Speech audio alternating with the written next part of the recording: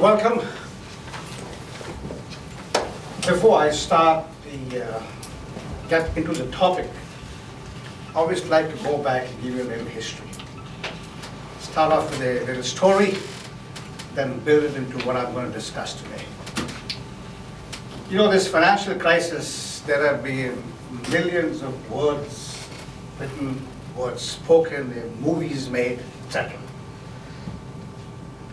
If I want to make a recommendation of a book which you should read about the crisis, it's a book written by an author called Michael Lewis. And the book is called The Big Short. Now, what's interesting about the book is that, what's more interesting than the book is the background of the author. Now, you would never guess this. Michael Lewis is a Princeton graduate in art history. He's an art history major. Now, I'm saying the interesting part about this is that in this crisis, you required somebody who's outside the box to look inside that box and see what happened. A finance person could never do it. I'm a finance person. I'm inside the box. I would be very sympathetic to the actors. I would be listening to them and listening to their stories. But Michael was outside. He was able to peer inside and tell a really, really good story. Now, Michael Lewis has written another book. I don't know if any baseball fans over here. It's called Moneyball. The guy writes on everything. Wonderful book on baseball, Moneyball. But his claim to fame, really, is the book he wrote about 25 years ago. It's called Liar's Poker. And Liar's Poker was the inside story of Salomon Brothers. And it's particularly interesting to me because the time he was talking about in that book, I happened to be working for Salomon Brothers. And I knew all the big characters he was referring to in that book. Good Friend, Ranieri, Merriweather, all these big guys. Okay. I don't know them personally. Those guys were up there. I was a little cog in the wheel. But you could see them in elevators, see them on the trading floor, etc. Now, little thing about Salomon Brothers. When I joined them around early 80s, they were just bought up by a firm called Philip Brothers, Fibro. When Fibro bought up Salomon Brothers, the name Salomon didn't exist. The company, they were swallowed up by Fibro.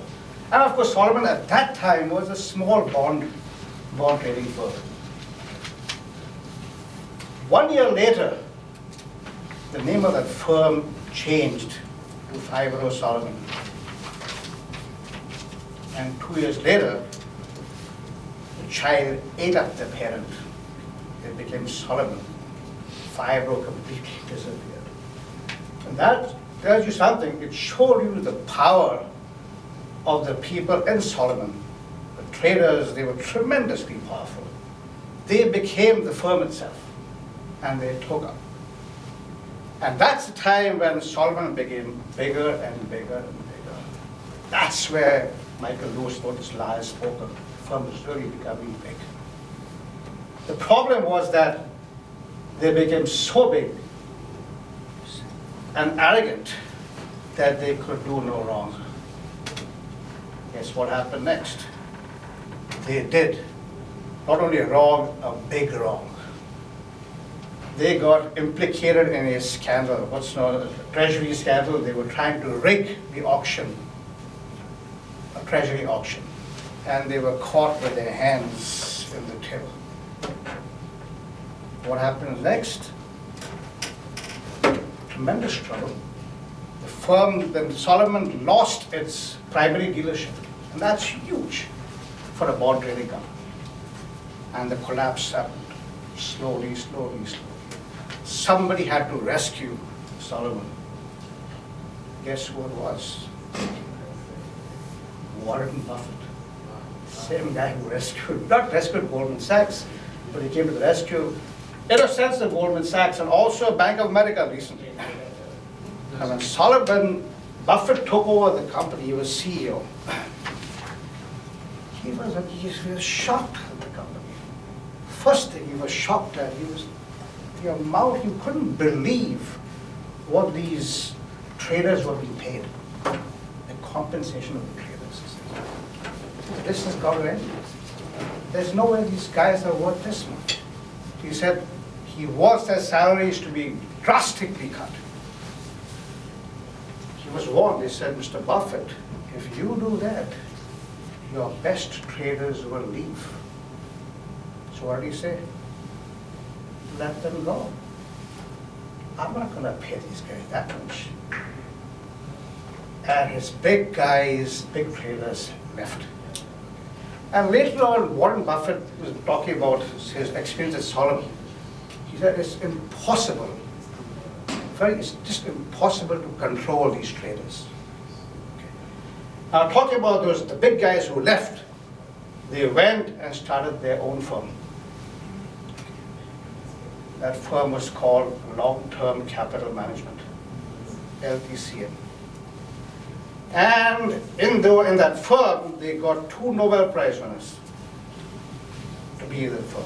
If you've heard of this Black and Scholes pricing model, the Scholes part of Black and Scholes was in that firm. Nobel Prize winner. Other Nobel Prize winner was Robert Merton. And this now was a powerhouse. These guys they were all mathematicians. They thought they designed trading strategies where they could do no wrong. Apparently now the thing about these arbitrage strategies, okay, they came up with a strategy which was, we could guarantee you could make money. Just to give you an example, they created a strategy, for example, where they can make 3% guaranteed. Now tell me something. If you can borrow money at 2.9% and invest that money at a guarantee rate of 3%, you have what I call a money machine. Borrow $10 billion at 2.9, invested at 3. You're making 1/10 of 1%. Now take 1/10 of 1% and multiply by $1 billion. Guaranteed. Now why stop at $1 billion? To 10 billion. You heard of that story, Rumpelstiltskin? You put in straw to this machine and gold comes out. That's what they thought they had. And they were making money. Except sometime this thing happened. The machine got stuck in the form of the Russian debt crisis. And this firm now started collapsing. And it had to be rescued by Goldman Sachs, the Federal Reserve, the Treasury, etc. to rescue the firm. Now that was the first implication of derivatives. Derivatives was accused of these guys had created a derivative scheme which is accused of causing that problem. Now I can give you the whole list. Okay. Society Generale, Metal Gesell Shaft, give you that I can talk and give you a whole bunch of collapses that occurred. Barings Bank. Okay. The most recent is which one? JP Morgan. And apparently all this is being caused by supposedly risk-free investments, arbitrage risk-free. Now when this is happening so often, you've got to ask yourself the question of what's going on over here. Now people will argue on both sides of the issue. They say it's not derivatives, it's the guys who are using them, don't know how to use them. They've made mistakes, this, that, etc. But when it's happening so often, you've got to ask yourself the question, can we just look into this thing, what's going on over here? That's the purpose of this. To take you on a ride, on a tour what is this thing, and see whether it needs to be blamed for it, or whether it's the guys who are using it, or are the incentives messed up that is creating this problem. So let's do exactly that. Okay. And I started out by having this quote by Warren Buffett. Okay. I think he made it in 2002, just after Warren Buffett had bought a firm, and when he opened the books of the firm, he saw these incredibly complex derivatives transactions. And it took him 6 months to undo these transactions. And then that's when he made the statement. He said, what's going on over here? He said, the potential damage is so great. That's why he said, I don't care how profitable this is, just take them out. I don't want to do anything with this. That's why I put that up over there, and this is my statement about this stock. Okay, so now what are derivatives? If you look up the textbook, Wikipedia, finance textbook, this is what you're going to see. I mean, they're instruments whose value is tied to an asset or an event. Okay, you might roll your eyes and say, okay, what the heck is this? But that's why now I'm going to take you a tour to show you exactly what a derivative is. Now, everybody knows what a common stock is. So I'll start with the common stock and I'll build derivatives from that common stock so you can see why it has become so attractive. Okay, this example, a stock like Chevron. And it's nice that the stocks are actually selling for close to 100 right now. It's selling at $100 per share. And let's say you're going to buy this stock and you're going to hold it for 1 month. Okay. And here are the end prices at the end of the month. Stock goes to 105, you make a profit of $5 or 5%. No change in price, you make nothing. Price goes down by 5, you lost 5%. But now to gain this, you have to actually invest $100. You have to put your money down. Okay. Now I'm going to look at the same Chevron stock, having the same exposure to the stock, but through a derivative. Okay. And the derivative I'll take is what's called a call option on the stock. Now this is what a call option is. Call gives you the right, but not the obligation, to buy the stock. In this case, I bought a call option on the stock at $100, so I can buy the stock for $100, and I have 1 month to exercise it. Like I had 1 month before for the stock, I'm keeping the same. I can buy the stock for 100 in 1 month. Okay, now the stock goes to 105. You can buy for 100, right? So the option is worth $5. You exercise the option, stock remains 100, the option is worthless because you can buy for 100, why should you buy it for 100? Stock goes down to 95, you won't exercise the option to buy it for 100. Why would you do it? You can buy it for 95. Okay, so now look. You can win when the stock goes up, and you don't lose when the stock goes down. This is wonderful. Who's going to give you this option? Well, I'll give it to you, but I'll say, hey, I'll give it to you at a price. I won't give it to you for free. So I'm going to charge $1 for the option. Okay, so now basically now you've invested $1 when you bought the option. It goes to options worth 5, so you made $4 in the option. What did you invest? $1. You made 400%. Stock price remains on 100, the option is worthless. You paid for it $1, you lost 100%. Stock goes down, you lost 100%. So look at this, now the same movement on Chevron stock that we had before. Now look at the swings in your profitability. 400%. Minus 100%, minus 100%. Same movement in Chevron's price. The option compared to the stock. Now that's what I give you. The next one I gave you a put option when the stock price goes down, but that's no need to go over this one. I want to talk about another derivative. This is called a forward contract on Chevron. Okay. Now the option contract was what? You have a right to buy it. You don't have to buy it. A forward contract, you have the right and the obligation now.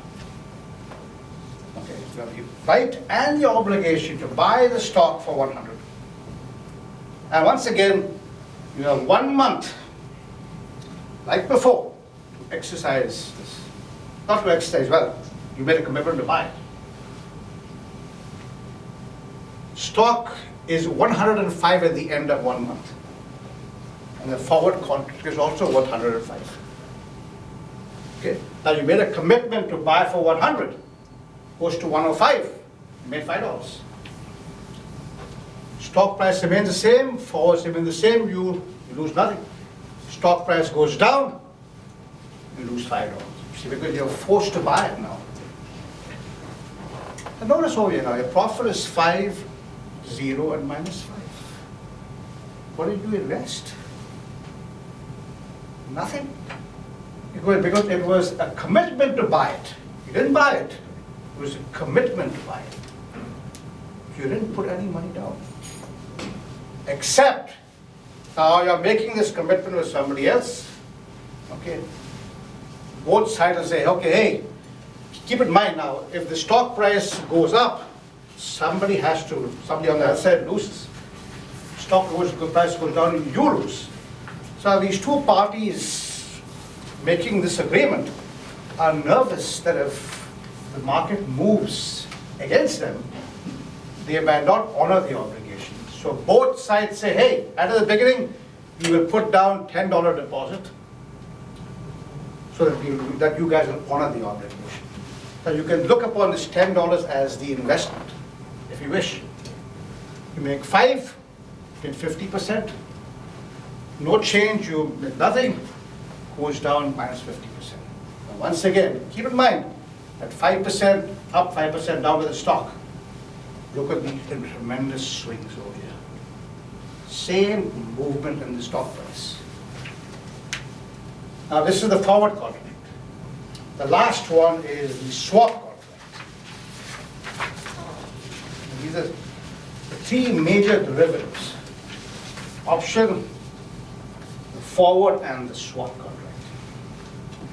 Now here's the swap contract. There's party A and party B. And here's the agreement they make with each other. Party A tells the counterparty, that you pay me all the profits and losses on the movement of Chevron's price. You pay me. And I will pay you the interest on $100, which is the stock price today. So they are swapping on this side the profits on Chevron and the interest on the debt. Now notice once again, Chevron price goes from 100 to 105. This guy makes $5. This guy has to pay him $5. Stock price goes down, he has to pay him $5 because they're going to exchange profits and losses. Okay. So I show you. Okay. 5, 0, minus 5. Now he has to pay him interest on $100, as I told you. So here's the interest of, I think it says 50 cents interest. So now look at the profit now in this case. Now once again, these guys don't believe that each other will honor the obligation, so both sides put down $10, the margin. So look at these profits now, swings in these profits. Once again, tremendous leverage, 45%, minus 5, minus 55%. Okay, now I've shown you the three things. Shown you the stock, the call option, forward, and the swap. Now put this all on one table. Comparison of profits and losses, investments versus the derivatives. So you first, this was when you bought the stock, okay? Stock price went to 105, you made 5% on the stock. Stock price went down, you lost 5%. Look at the numbers for the option in percentage terms. Much larger than this. Look at this also, much larger than that. Look at this. But now you can see, okay, why these derivatives become very attractive. Tremendous potential for profits with almost no investment.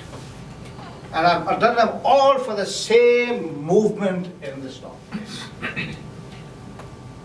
Very, very attractive.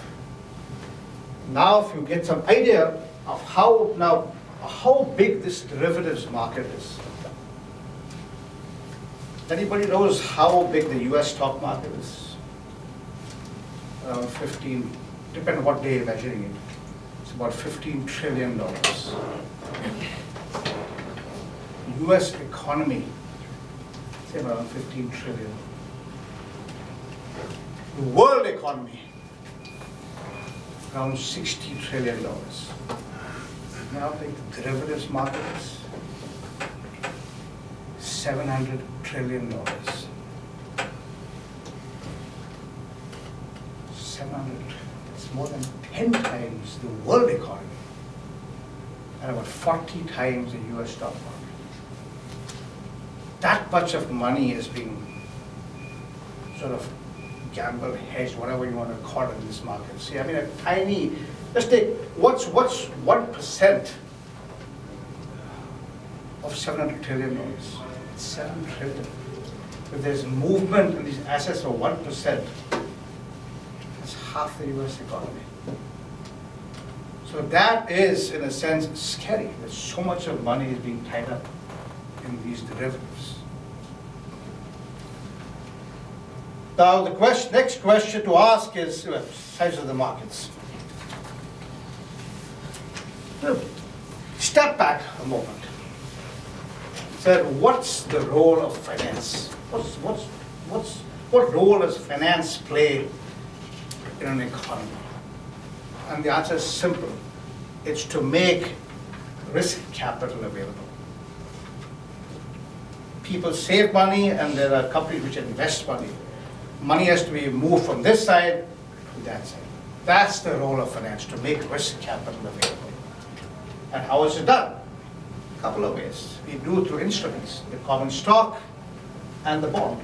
Well, recently, you've seen Facebook has raised, what, $20 billion through the sale of common stock. Morgan Stanley was the underwriter. Okay. Risk capital was made available.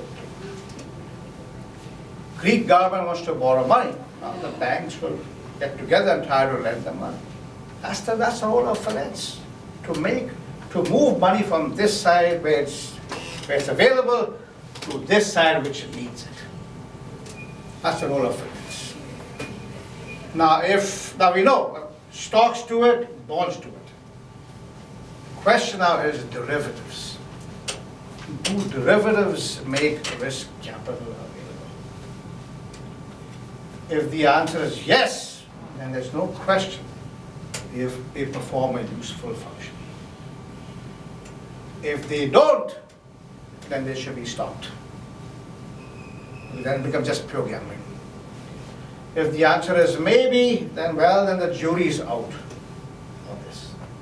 So now the next question is, I want to see, do derivatives make risk capital available? No question about stocks and bonds. Do derivatives make risk capital available? Now this, I'm going to tell you a little story about this because it's pertinent to what derivatives do. A little about my background.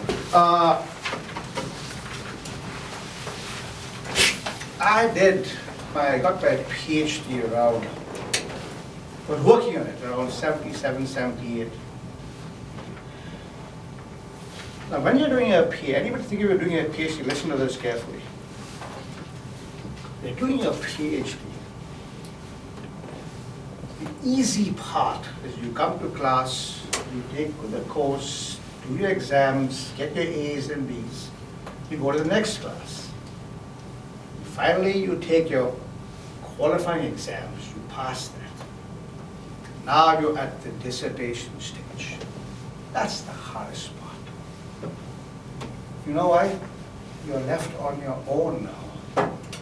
You have to pick a subject which nobody has written anything about and try to convince them that you'll produce something unique. That's the hardest part. So I remember I had a wonderful advisor on this one. He says, Mark, the first order of business is to get the hell out of here. Finish this and get out. You can do all your great things afterwards, he says. The first order of business is to get out of here. And the best way to get out of here is pick a subject, pick a topic that nobody in this department knows anything about. Because then you become the expert. They'll be embarrassed to ask you any question. And trust me, that's exactly what happened. When I went for my dissertation defense, you know the expression, they were throwing you softballs and I'm hitting the ball out of the park. Sixers over here, home run over there. I was the expert. They knew nothing about it. So I was one of the first doctoral dissertations to be approved without any corrections. Because they didn't know how they were to question. Okay, now here's the interesting part. Now, having said that, I'm in a finance department where nobody knows anything about. By the way, my subject was futures markets. I forgot to mention that.